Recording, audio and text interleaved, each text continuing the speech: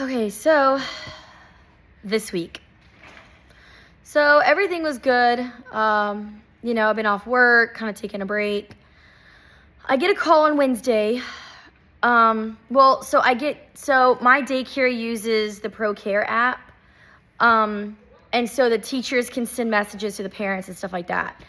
My son's teacher, the head teacher, was like, hey, he went down for a nap. He got up.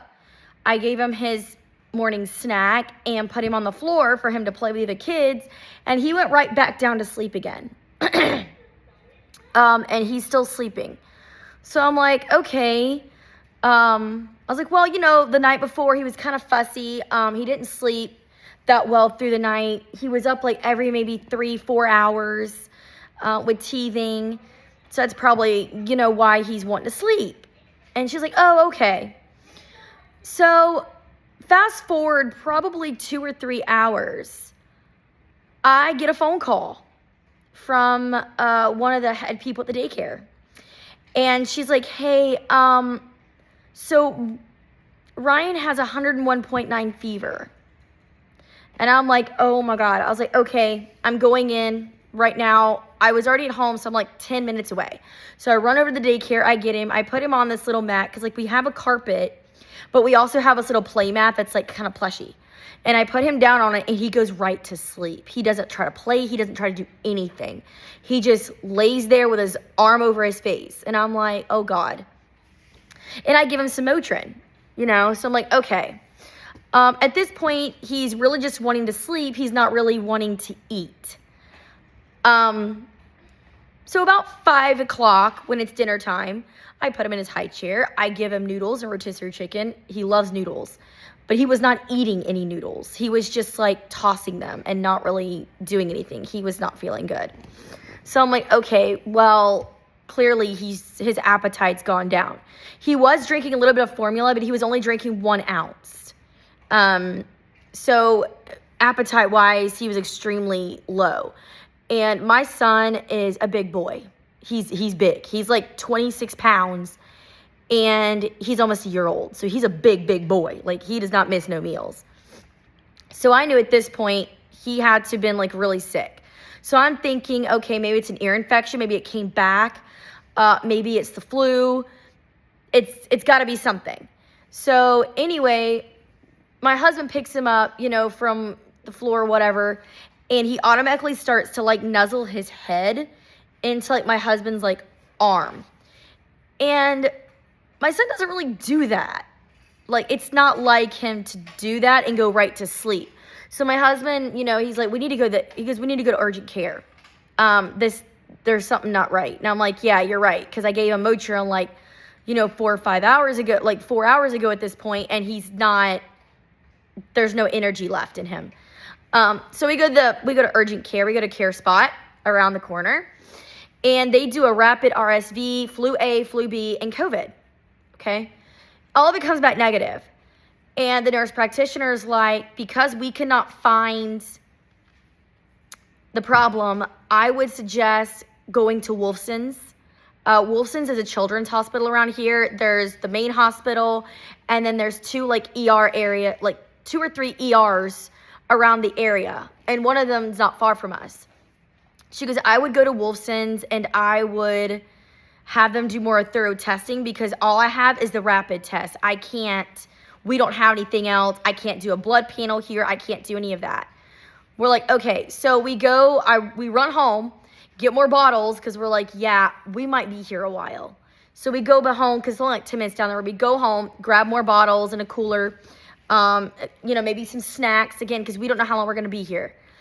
We go to the ER. They get us in pretty quick. They get us in within like 5 minutes, which is good. There wasn't that many people waiting.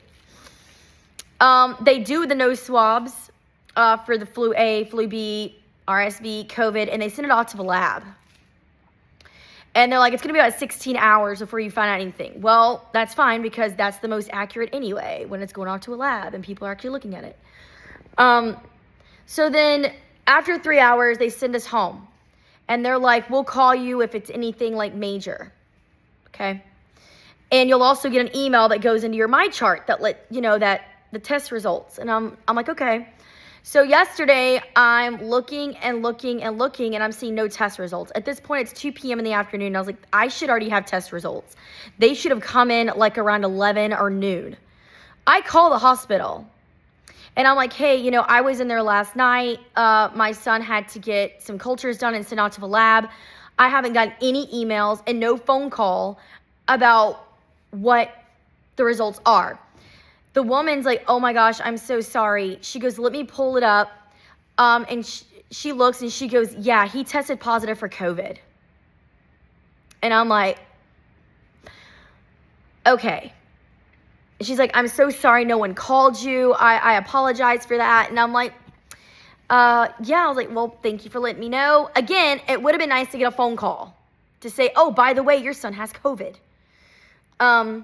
So we've been fighting off the fever. When we were at Care Spot that night, Wednesday night, he had 103. So he went from like 98-ish and spiked to 103 after the Motrin wore off. So I'm like, okay. So this time I have like a better thermometer, the one that actually goes in the ear, not on the forehead. And he's doing okay. So far, there's no fever. He hasn't had Motrin in over 12 hours, and there's no fever at all. So we're doing good on that front. The fever's gone. He is getting congested. He's still coughing a little bit, but not too bad, but definitely a lot of congestion at this point. So, yeah, at this point, my house is like, no one's coming and no one's going, basically. I mean, my husband obviously had to go to work. He's out of vacation time. I'm on vacation right now, so I don't have to take off work, which is nice. But yeah, he's definitely past the contagious stage.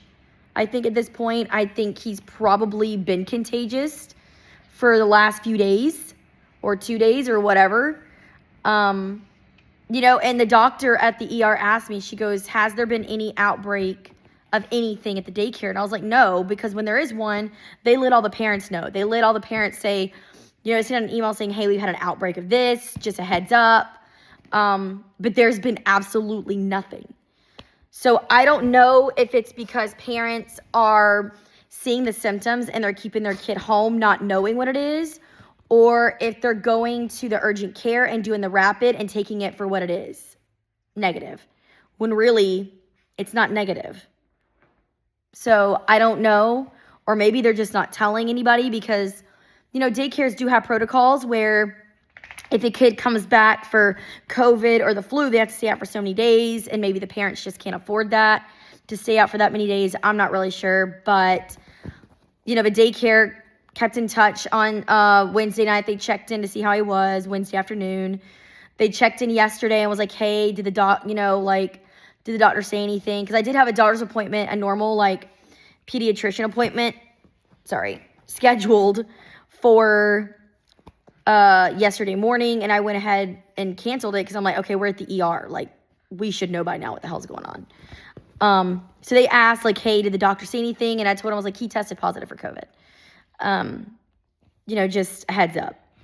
I was like, so I'm going to keep him with me the rest of the week. By Monday, I'm hoping he should be okay to go back. Again, the first few days are the most contagious, and I believe he's already been past that.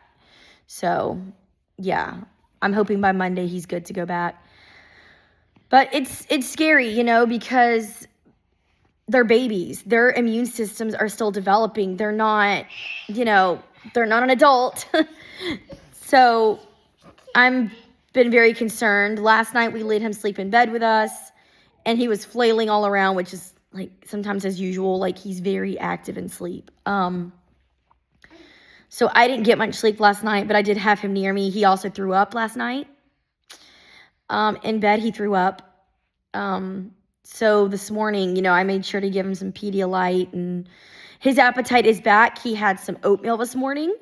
He's had his Pedialyte. He's had his formula. He's doing fairly well, considering. And I think it's because the fever's gone. So I know the fever just wore him slap out. And it was weird because, like, Wednesday and yesterday, he usually only takes 2 naps. He was, like, taking at least 4 naps. because he was so exhausted. But so far, he seems a lot more energized today. So that's good.